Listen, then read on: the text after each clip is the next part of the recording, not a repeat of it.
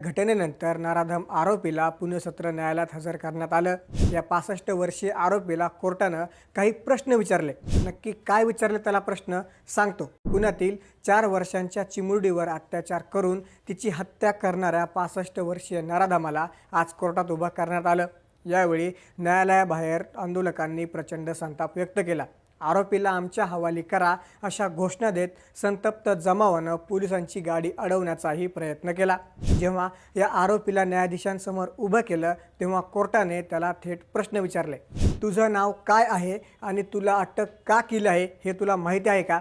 हे प्रश्न ऐकताच नराधमाची बोबडी वळाली। जो नराधम एका चिमुकलीवर हल्ला करताना निर्दयी झाला होता तोच आता न्यायालयात थरथर कापत होता। कोर्टानं या नराधमाला 7 मे पर्यंत पोलीस कोठडी सुनावली आहे। पॉक्सो आणि हत्येच्या कलमांखाली आता पोलीस त्याचा पुढील तपास करणार आहेत। या नराधमाला कठोरातली कठोर शिक्षा म्हणजे फाशीची शिक्षा मिळायला हवी का? तुम्हाला असं वाटतं का?